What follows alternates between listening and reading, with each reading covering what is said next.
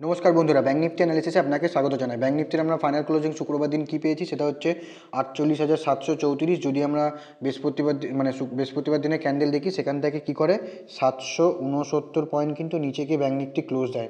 দেখো, ব্যাঙ্ক নিফটির জন্য important support কী বলেছিলাম, ব্যাঙ্ক নিফটির জন্য ইম্পর্টেন্ট সাপোর্ট হচ্ছে এই যে জোনটা, ঠিক আছে। ইম্পর্টেন্ট সাপোর্ট কিন্তু ব্যাঙ্ক নিফটির জন্য ছিল, যেটা হচ্ছে ক্লোজিং বেসিসে যেটা ছিল হচ্ছে 49,666। ঠিক আছে, মার্কেট যদি যখনই বলেছিলাম যে যদি মার্কেট এর নিচে যদি কন্টিনিউয়াস ডে বেসিসে যদি ক্লোজিং করে এবং ক্লোজিং করার পর যদি এর নিচে কন্টিনিউয়াসলি ট্রেড করে, দেন এখানে কিন্তু একটা অ্যাগ্রেসিভ বায়ার্স দেখা যেতে পারে এবং বায়ার্স অ্যাক্টিভ হওয়ার ফলে মুভ কোথায় যেতে পারে, নেক্সট যে সাপোর্ট, সেই সাপোর্ট অবধি। ঠিক আছে, যে সাপোর্টটা বলেছিলাম 48,200, যেটা সাপোর্টটা হচ্ছে 48,222। ঠিক আছে, এই যে সাপোর্টটা, যে নেক্সট যে সাপোর্টটা ক্লোজিং বেসিসে রয়েছে সেটা হচ্ছে 48,222, একটা কিন্তু স্ট্রং সাপোর্ট হিসেবে কাজ করবে ব্যাঙ্ক নিফটিতে। ঠিক আছে, 49,666 এই সাপোর্টটাকে যদি দেখি আমরা, মার্কেট কিন্তু অনেক দিন ধরে টেস্ট করে। ঠিক আছে, এবং টেস্ট করার পর ফাইনালি গিয়ে কিন্তু মার্কেট এই সাপোর্টটাকে ব্রেকডাউন করে। ঠিক আছে, যেদিন ইলেকশন রেজাল্ট বেরিয়েছিল সেদিনকের পর থেকে কিন্তু মার্কেট এই সাপোর্টটাকে 49,666 কিন্তু সাপোর্টটাকে ইম্পর্টেন্ট সাপোর্ট নিয়ে বারবার কিন্তু মার্কেট ওপর দিকেই গেছে। ঠিক আছে, তো ফাইনালি কী করে মার্কেট প্রায় 6 মাস পর কিন্তু মার্কেট দেখা গেল কি মার্কেট নিচে এসেই এই সাপোর্টকে ব্রেকডাউন করার পর নেক্সট যে সাপোর্ট বেরিয়ে আসবে সেটা হচ্ছে 48,222। ঠিক আছে, ইম্পর্টেন্ট সাপোর্ট ব্যাঙ্ক নিফটির জন্য 48,222। যদি মার্কেট কী করে 48,222-এর নিচে গিয়ে যদি কন্টিনিউয়াসলি ট্রেড করতে থাকে, দেন নেক্সট যে সাপোর্টটা বেরিয়ে আসবে ব্যাঙ্ক নিফটির সেটা হচ্ছে 47,888। ঠিক আছে, ইম্পর্টেন্ট সাপোর্ট হিসেবে কাজ করবে ব্যাঙ্ক নিফটিতে ক্লোজিং বেসিসে অবশ্যই। ব্যাঙ্ক নিফটির জন্য ইম্পর্টেন্ট রেজিস্ট্যান্স কি, ব্যাঙ্ক নিফটির জন্য ইম্পর্টেন্ট রেজিস্ট্যান্স যে এই যে জোনটা ব্রেকডাউন করেছে, মানে 49,666, যেহেতু এটা সাপোর্ট ছিল, সাপোর্টকে ব্রেকডাউন করে এবং এটা এখন বর্তমানে রেজিস্ট্যান্স হিসেবে কাজ করবে। ঠিক আছে, তো যখনই মার্কেট উপরে যাওয়ার জন্য চেষ্টা করবে, ঠিক আছে, তো 49,666 কিন্তু একটা রেজিস্ট্যান্স হিসেবে কাজ করবে এখন ব্যাঙ্ক নিফটিতে। ঠিক আছে, যতক্ষণ না মার্কেট 49,666-র উপরে কন্টিনিউয়াসলি ডে বেসিসে ক্লোজিং করছে এবং ক্লোজিং করার পর যদি মার্কেট কন্টিনিউয়াসলি ট্রেড করতে থাকে এবং 49,666 রেজিস্ট্যান্সকে যদি ব্রেকআউট করে, তো নেক্সট যে রেজিস্ট্যান্স বেরিয়ে যাবে সেটা হচ্ছে এই যে জোনটা। ঠিক আছে, রেজিস্ট্যান্স হিসেবে কাজ করবে, যেটা হচ্ছে 50,555। ঠিক আছে, যদি কী করে মার্কেট যদি 49,666, মানে যেহেতু এখন মার্কেট ব্রেকডাউন করেছে এবং ব্রেকডাউন করার পর মার্কেট অনেকটাই নিচে রয়েছে। ঠিক আছে, তো মার্কেট যদি আপসাইডে যেতে চায়, যদি দেখি মার্কেট কিন্তু ডাউন টেন রয়েছে। ঠিক আছে, মার্কেট ডাউন টেনে তো এসেই ফট করে উপর দিকে যাওয়া সম্ভব নয়, কারণ মার্কেটকে এখানে সাপোর্ট লাগাতে হবে, সাপোর্ট লাগাবে এবং সাপোর্ট লাগানোর পর যদি মার্কেট আপসাইডে যাওয়ার জন্য রেডি হয়, তো যদি প্রথম যে রেজিস্ট্যান্স বেরিয়ে আসবে ক্লোজিং বেসিসে সেটা হচ্ছে 49,666 ইম্পর্টেন্ট রেজিস্ট্যান্স। যদি এটাকে ব্রেকআউট করে, তো দেন নেক্সট যে রেজিস্ট্যান্স বেরিয়ে আসবে ব্যাঙ্ক নিফটিতে ডে বেসিসে,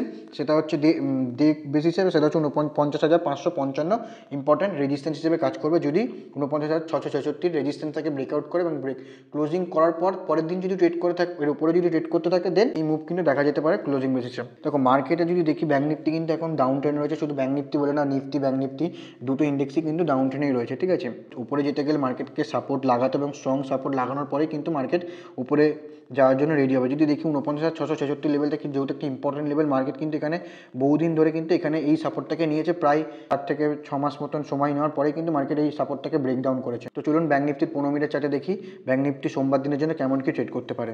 তো প্রথমে বলি একটি এডুকেশন পারপাস ভিডিও। তো যদি এখান থেকে কোনো কিছু তোমরা শিখতে পারো বা কোনো কিছু শিখতে চাও, আমাকে কমেন্টে জানাতে পারো, আমি চেষ্টা করবো সেই কমেন্টে সঠিক গাইড করতে।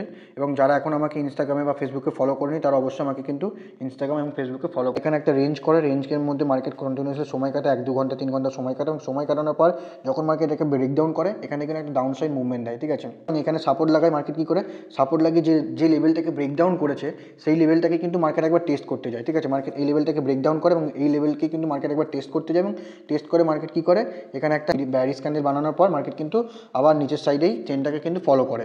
ঠিক আছে, যদি এখানে দেখি মার্কেট এখানেও কিন্তু কন্টিনিউয়াসলি এখানে এসে মার্কেট এখানে সাপোর্ট লাগে এবং সাপোর্ট লাগানোর পর মার্কেট কন্টিনিউয়াসলি ট্রেড করার পর যখন এই রেঞ্জকে ব্রেকডাউন করে, তারপর এখান থেকে যদি দেখি এখানে একটা ডাউন সাইড মুভমেন্ট দেয়। নিফটি হোক বা ব্যাঙ্ক নিফটি হোক, যে রেঞ্জ করছে মার্কেটকে রেঞ্জ করতে দাও, কারণ তুমি যদি ওয়ান ওয়ে মুভমেন্ট ধরতে চাও, সেখানে তুমি ট্র্যাপ হতে পারো। ঠিক আছে, সেখানে ট্র্যাপ হওয়ার কিন্তু সম্ভাবনা প্রায় 100% থেকে যায়। ঠিক আছে, তো মার্কেট একটা রেঞ্জ করুক, সেটা রেঞ্জ করার পর যদি 1-2 ঘন্টা সময় কাটানোর পর যখন মার্কেট যদি উপরে যাওয়ার হয় তো উপরে ব্রেকআউট, যদি নিচে যাওয়ার হয় তো নিচে যদি ব্রেকডাউন করে, দেন তুমি কিন্তু সেখানে একটা ইজিলি মুভ ক্যাচ করতে পারবে।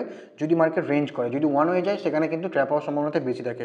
তো মার্কেটকে দেখো, মার্কেট কী করে, চার্টকে রিড করো ভালো করে, কারণ চার্টের মধ্যে ইচ অ্যান্ড এভরিথিং সমস্ত কিছু রয়েছে। ঠিক আছে, ব্যাঙ্ক নিফটির জন্য ইম্পর্টেন্ট সাপোর্ট হচ্ছে এই যে লো লাগিয়েছে, এই লোটা হচ্ছে ইম্পর্টেন্ট সাপোর্ট, যেটা হচ্ছে 48,777।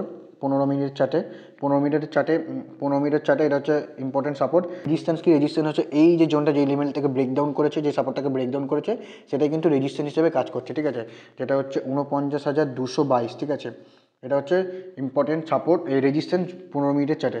যদি দেখা গেলো মার্কেট কী করলো, সোমবার দিন পাশাপাশি ওপেন হলো, ওপেন হওয়ার পর রেঞ্জ করার পর দেখা গেলো মার্কেট এই যে রেঞ্জের ওপরের সাইডে যদি রেঞ্জ করার পর যদি আপসাইডে ব্রেকআউট করে, প্রথম যে রেজিস্ট্যান্স নিতে পারে ব্যাঙ্ক নিফটি সেটা হচ্ছে এই যে রেজিস্ট্যান্স, এটা নিতে পারে। যদি এটাকে ব্রেকআউট করে দেন নেক্সট যে রেজিস্ট্যান্স বেরিয়ে আসবে সেটা হচ্ছে এই যে জোনটা, ঠিক আছে, এখানে ব্রেকডাউন করে এই জোনটা কিন্তু নিতে পারে, যেটা হচ্ছে 49,666, ঠিক আছে।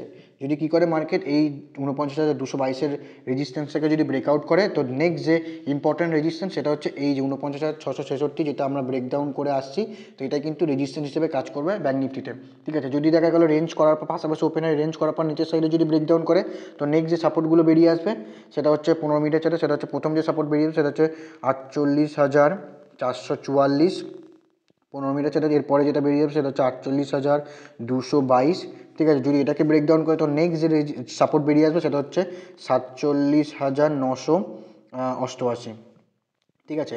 এই সাপোর্টগুলো কিন্তু নিতে দেখা যেতে পারে 15 মিনিটের চার্টে। যদি মার্কেট কী করে, যদি এখানে ওপেন হওয়ার পর যদি রেঞ্জ করার পর যদি নিচের সাইডে ব্রেকডাউন করে, তো এই সাপোর্টগুলো কিন্তু মার্কেট নিতে দেখা যেতে পারে। সাপোর্টের এই যে সাপোর্ট ছিল, ঠিক আছে, সাপোর্টের নিচে গ্যাপ ডাউন ওপেন হলো, ঠিক আছে, দেখা গেলো মার্কেট এখানে গ্যাপ ডাউন ওপেন হলো। গ্যাপ ডাউন ওপেন হলো কোথায়?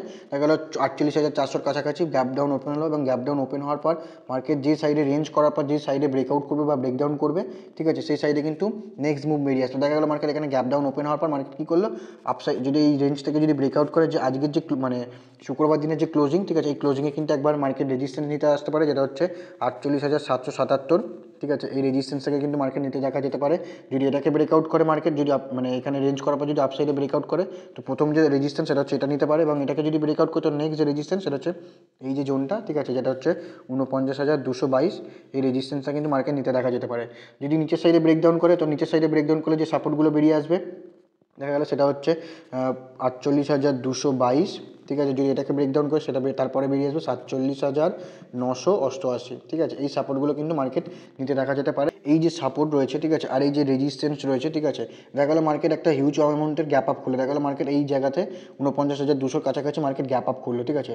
তো মার্কেট দেখো যখনই বড় একটা কোনো গ্যাপ আপ খুলবে বা গ্যাপ ডাউন করবে, তো সেই মুহূর্তে ওয়েট করো, কারণ ওপেনিংয়ে যদি একটা গ্যাপ আপে যদি 500-600 পয়েন্টের মুভমেন্ট হয়ে যায়, তো সারাদিনে সেই দিন কী হয়, মার্কেট বেশিরভাগ দিন মার্কেট সাইড হয়ে যাওয়ার চান্স থাকে কিন্তু বেশি, ঠিক আছে।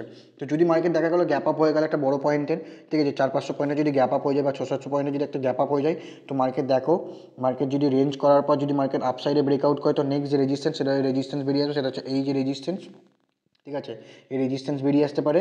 যদি এটাকে ব্রেকআউট করে, তো নেক্সট যে রেজিস্ট্যান্স বেরিয়ে আসবে সেটা হচ্ছে এই যে জোনটা, ঠিক আছে, যেটা ব্রেকআউট করে এবং ব্রেকডাউন করে, সেই রেজিস্ট্যান্সটা কিন্তু মার্কেট নিতে দেখা যেতে পারে।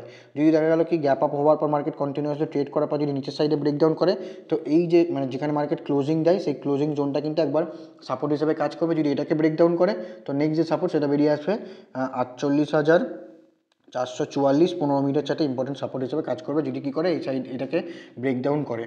যদি ভিডিওটি ভালো লেগে থাকে অবশ্যই কমেন্টে জানাবেন। দেখা হচ্ছে পরের ভিডিওতে, ততক্ষণ ভালো থাকবেন, সুস্থ থাকবেন।